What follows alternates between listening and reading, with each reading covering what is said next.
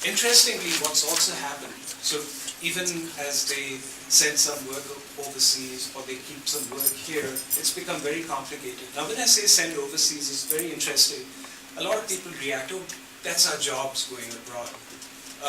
Microsoft owns a huge, huge enterprise in India. In fact, the next CEO of Microsoft announced yesterday is Indian from that campus. So it's still Microsoft, it's still American. It's just located in India or located in Ireland. They have a huge Irish enterprise as well. So the world is changing. You know, the internet has just completely broken down barriers, which means that some of the skills required from people who are going to be successful in the workplace are really different than before. So you can have, this is hypothetical, you can have the management coming from the US. Italians are doing, they have a project coordinator there, for example. South Korea is making components. United Kingdom is doing product research. India is doing development. China is doing assembly. This could be a breakdown. What kind of skills do you think an employee would need to have in such an environment? What are some of the strengths that you think an employee will need in this environment? Anyone?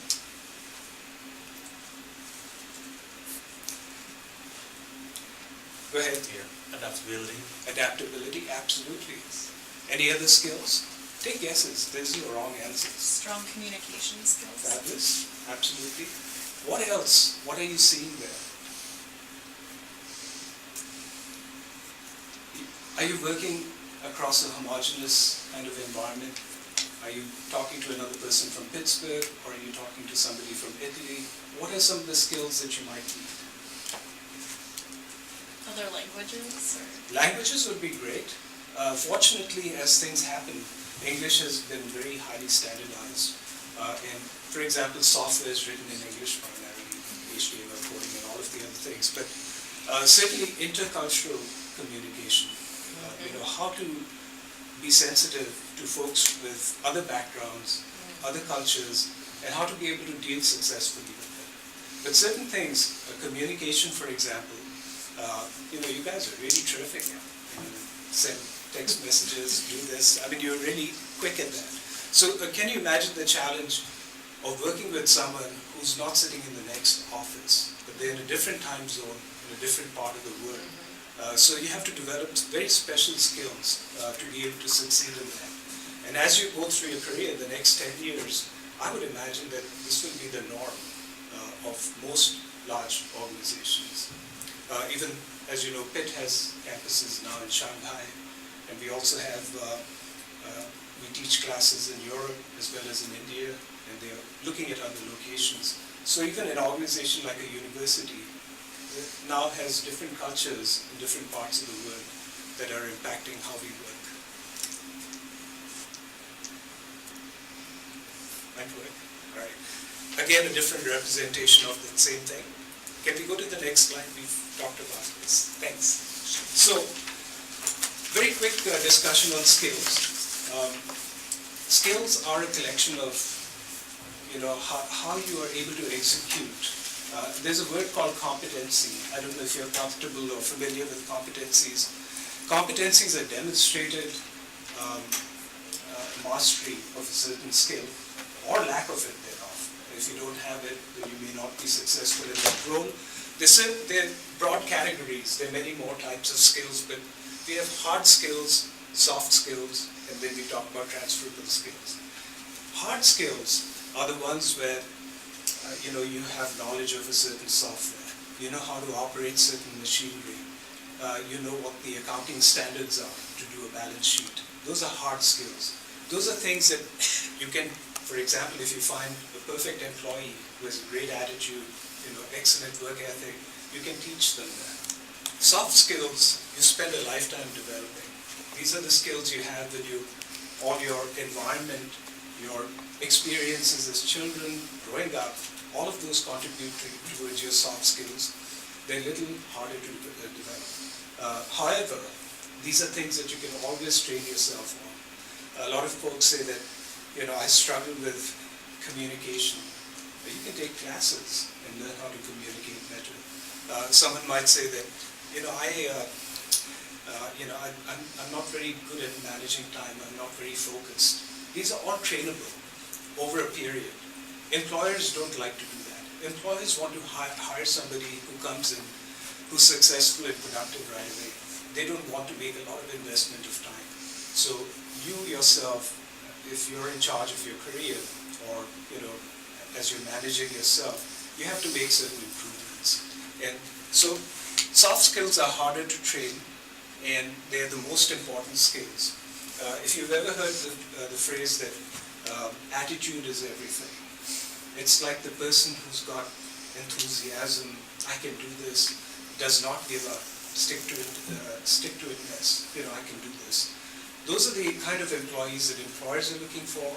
Employers are also looking for people who like to learn new things, because our world is changing so rapidly that if you come in with one set of skills, 4 years from now they need a whole different set of skills. You don't want to be the one fired. You want to be the one who can do the next aspect of it. Transferable skills, very simple.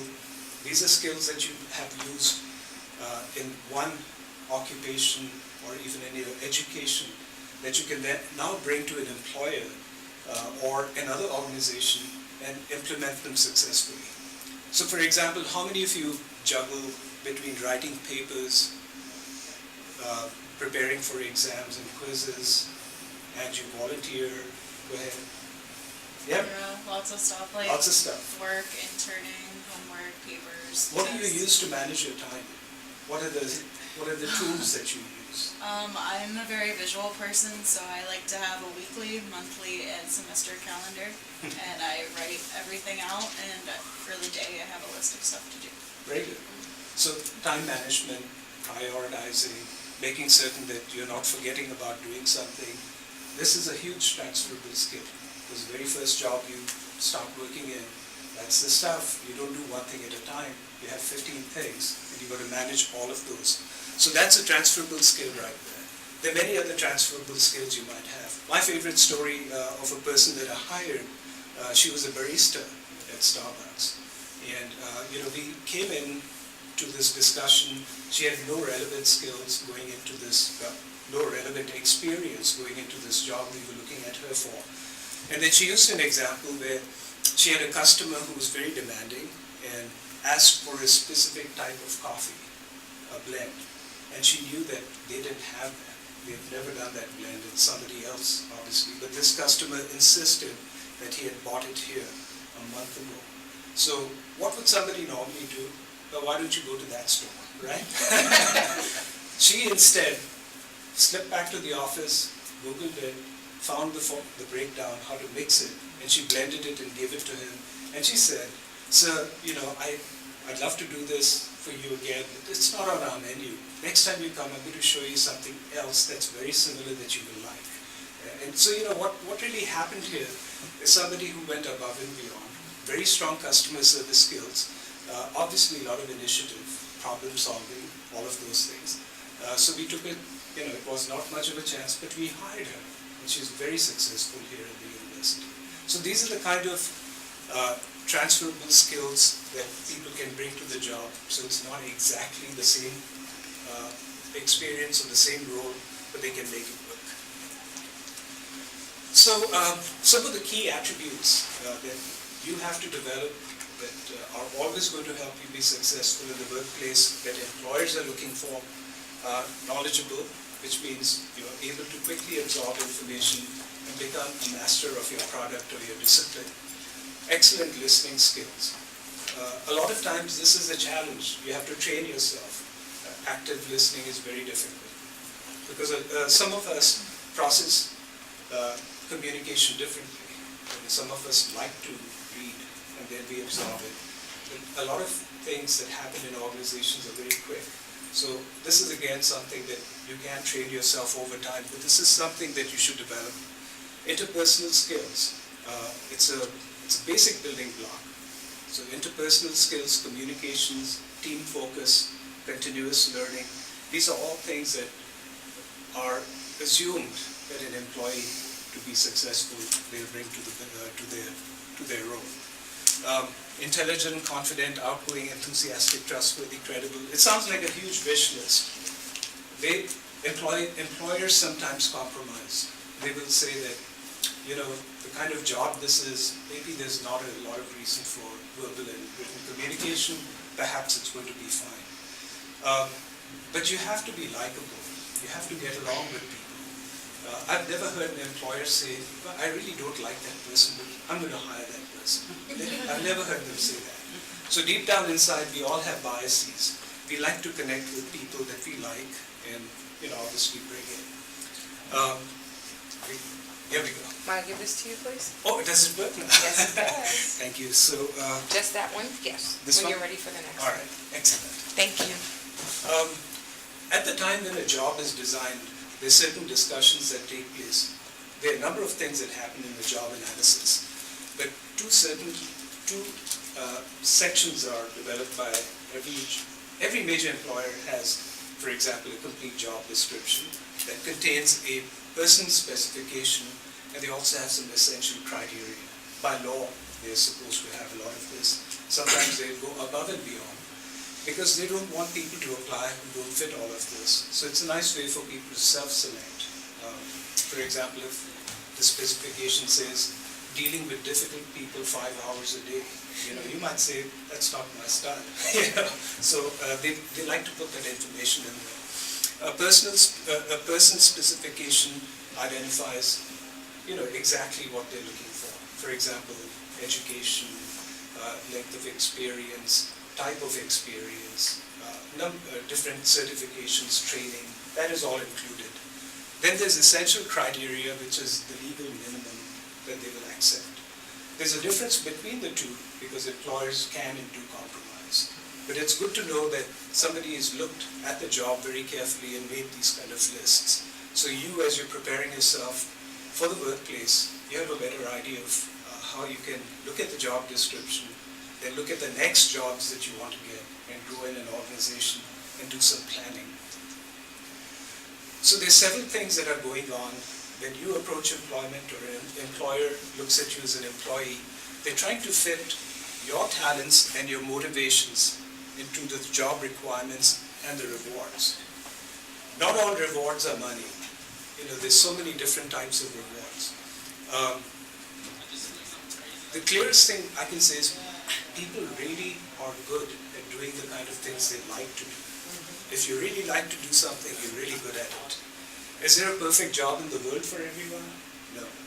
So, if they are, for example, I mean, I can tell you honestly, I hate paperwork, but I have to do paperwork. But if paperwork was 80% of my work, I would be most unhappy and I would not succeed. So, ideally, what you want to do, because you can't cherry pick all the good things and just do those, you should look at careers that have a lot of things that you like to do because you'll be good at it. So the kind of rewards we are talking about is not just money. It's the job satisfaction, it's the enthusiasm that you bring. You give what's called discretionary effort, which is more than 100%. You'll come into work an hour early and leave an hour later because you love doing what you want to do. So that's the kind of career and situation that you should be looking for. When employers are looking at their employees in the workplace, they're trying to rate them for a variety of reasons. It may just be for promotions, it may be for giving raises. Very often it is to be able to help an employee develop. So when you first start in a job, you might, for the first 1 year, just be learning your job. So on a scale of 1 through 5, 5 being outstanding, exceptional, walking on water, 1 being, not really up to speed. If you are already here in your very first few months at work, the job is not very challenging. People will be thinking, let's think of other things for this person because they're a high achiever. Let's try and give some more challenging assignments. But very often you'll find that you may be at a 2 early part of your employment or your position, which is fine. You're still learning. Your goal should be how do I get from needs improvement to frequently exceeds expectations. Sometimes people work to the standard, which means they're given very tangible goals. You have to receive 50 satisfied customer notations per month, and that's your goal. So once you reach 50, you become rude to everyone else, right? That's not a good idea. So you have to set your own standards and be somebody. You should always look like, I'm going to do so well that I'm going to move to the next level. So this gives you a sense of where employers are, how they're evaluating employees. Good managers will give you excellent feedback. For example, if your 2 fails to meet 1 or more of the significant position measurements, your supervisor will seat you down and have a discussion. You do a lot of things really well. There are a couple of things that challenge you. So let's talk about those. And here's my suggestion. Here's what you can do. And maybe there's some training that I can give you, or I can assign you to be a mentee, working with somebody who's very experienced and skilled, and you can learn some skills from them. So we talked about those relationships and the type of workplace relationships in its near section, so I thought we put in some blurbs and talk about them. Employees essentially are people who are hired to do certain tasks, and in return for that, they receive compensation. There are a couple of many different types of compensations, and we talked about that briefly. Contingent workers don't have a long-term work commitment, and there are folks that can come in, as we were talking about, business cycles, a big order came in, those kind of situations. Independent contractors are a whole different category. They're not employees. There have been some legal discussions around who's an independent contractor. There are many large companies that used to hire people to come in and call them independent contractors. That way they didn't have to pay taxes and do things to take care of them. And the government got really wise to it. They have a very comprehensive test which shows independent contractors are people who do things self-directed. They use their own equipment, their own facilities. Even if they're sitting in your office, they don't interact with somebody who's telling them what to do. They're self-directed. So these are some important employment relationships. Here we go. Employment at will is something that came out of, believe it or not, England. So this is an old tradition that came over to the United States, when everything was being founded. Essentially, employment at will removes the contractual relationship between an employer and an employee. So an employee, for example, within good reasonable notice, can tell somebody that I found another job, I'm leaving, and they don't have to go through any kind of penalty. An employer, given reasonable cause, can let somebody go. So the relationship is not bound by contract. It's really important to understand, though, that it does not mean that an employer can walk into your office and say, I'm firing you because I don't like you. You have to have a certain due process. And as an employee, if you decide you don't like this job, you don't go to your manager and say, well, I'm leaving today, because that's guaranteeing that you're never going to get a good reference from that person, and you've also burned some bridges. So even though employment at will says that somebody can come or go, or an employer can let you go with or without adequate notice, the right thing to do is to document everything and to make sure that that relationship ends in a positive way. So if there's no contract, for example, if you're a professional basketball player, and you quit in the middle of the season, you lose a lot of money. That's a contract. If you're a union employee and you just quit in the middle of a job, or you go, you call a strike, which is not authorized, again, there are penalties for that. So the exceptions to employment at will is if, for example, you found that, I'm just going to throw an example out, you found that somebody was stealing money from the register, and you went and told your boss that I saw so-and-so person taking money out of the register, and the boss is related to that person, and then the boss fires you because they think, you're making them look bad. So that's something that employment at will not cover. So there are legal rights and recourses that you have. Exempt and non-exempt. So by default, everyone is non-exempt. The Fair Labor Standards Act in the United States spells out, how people are paid, how they, for example, if they work more than 40 hours in a week, they'll receive overtime, and so many other protections built into it. So by default, everyone is considered non-exempt. And then it's up to an employer to pull out certain people and say, these guys are not non-exempt, they're exempt from your rules. So exempt means exempt from the Fair Labor Standards Act. So what makes somebody exempt? If, for example, somebody is self-directed, somebody is able to manage their own time, and if they work beyond 8 hours or 40 hours in a week, that was their decision. They know what needed to be done. Nobody's telling them what to do, but they decided to work 60 hours a week, and they make adequate money. So the threshold is $23,600 per year. Anyone making less than that is automatically non-exempt. Anyone making more than $100,000 a year is generally considered exempt right off the bat. But between those two numbers, there's several different categories where you have to very carefully look at the rules in the Fair Labor Standards Act and decide whether an employee is exempt or non-exempt. So very simply in your mind, if you had to have some kind of a way to remember this, most people in management will be exempt employees.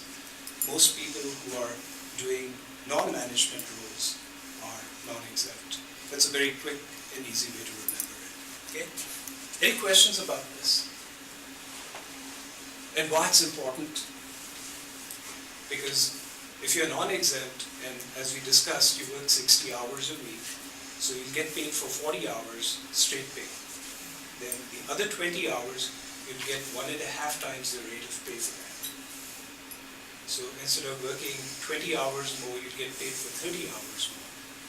So that's a lot of money, 70 hours in a week. That's not bad. So that's a way that you can understand how overtime works. Commission employees, there are a lot of commission employees. What's the one commission employee you run into all the time, every day? You met somebody today, for example, or yesterday, last few days. How about a server at a restaurant, right? Okay. That's at the basic level, a very basic example of a commission employee, where they make a certain amount of pay that the restaurant pays them, but then they receive money from customers, not strictly a commission, but it's a gratuity, which is very similar. Salespeople work on commission a lot. It's a way of rewarding high performance. So you may have 6 or 7 salespeople, 2 of them are really good, they make a lot more commission. I just came from an event today where there was a hotel sales manager, banquet manager, who does a lot of work with it. She's won this trip to Maui, which is really neat, because she exceeded $1.5 million of sales. Yeah, which is, it is a huge enterprise. Oakland has so many events and happenings all the time. It's not difficult to do. So that's a commission employee who's done really well. It rewards people who are good at what they do in their sales role, for example. So non-profits. This is actually hotly debated right now. There's a lot of discussion around what non-profits are and what they do and what their responsibilities are. This is actually a wonderful thing, and the US has been a leader in this respect. A lot of countries all over the world have charities, but the US took it to another level, especially when some of the old industrialists who became really wealthy. Pittsburgh, as you know, was the richest city in the world at one time. They went to philanthropy. They gave their money away. So all these foundations that you have, they started funding non-profit organizations because the US government didn't want to do certain things. They don't want to run this social service in that department, in that library. They think that they won't do it well. It's something that the society should do on its own. So the non-profits became very prominent, especially here in Western PA. We have a lot of non-profit organizations. And their role is to fulfill a gap between what businesses do and what governments do. So non-profits work in that space. The whole idea is that they operate at cost or a little over. They do things for the good of society, but their mission is not to make money. Their mission is to deliver services. Number of non-profits here in the city of Pittsburgh and Western PA. Can anyone name a few non-profits? So I want everyone to try to name one each. Planned Parenthood. Planned Parenthood. How about you? Can you come back to me? Oh, sure. I can. Okay. Can you come back to me? All right. Can't think of one. Does UPMC still count? Absolutely. It still counts. It still counts. There's a lot of discussion there, but it's definitely a non-profit. So, yeah. The Y. Hmm? The YMCA. The YMCA, absolutely. Can you think of one now? Where are you sitting? Which campus is this? Oh, The University of Pittsburgh. Okay. That was mine. All right. Any thoughts? No. Where do you donate blood? Oh, the Red Cross? Okay, Red Cross. So these are all non-profits. We're surrounded by non-profits. If it weren't for the non-profits, everything would collapse because they're holding up so much of what happens in this city and in the country. It's a huge, huge responsibility that the non-profits have taken. So non-profits, a lot of times people confuse this. Working for a non-profit does not mean that you become, a tree hugger or a hippie and wear your hair long and, do all the...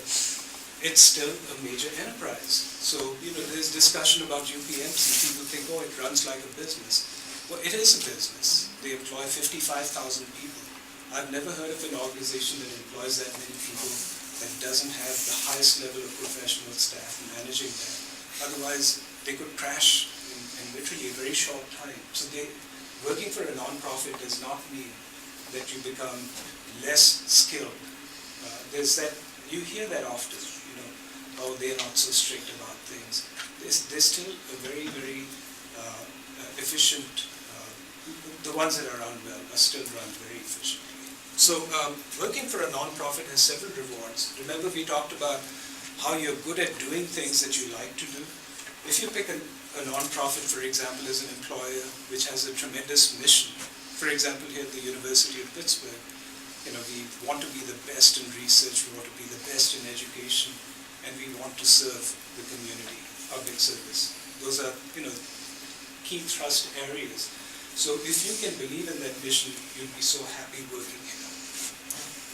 Now, certain jobs are funded through grants, which means if, for example, a graduate school of public health wants to do a study on HIV transmission and how to reduce that, they might write a grant and receive money from National Institutes of Health, who will say that we're going to give you $200,000 to run this study for us.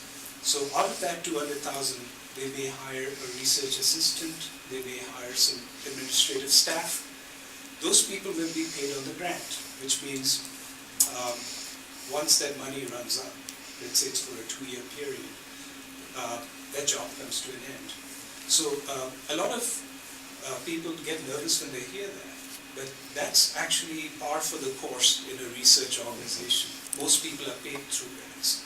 So if you're looking at the kind of position where they are working with contracts or working with grants, you should know that there's an end period involved. A lot of organizations plan ahead and they know that 2-year grant's going to run out. On such day, they write another grant application which may come from somebody else that keeps their research going forward. So there's a lot of planning involved. It's very common in social services and research. It should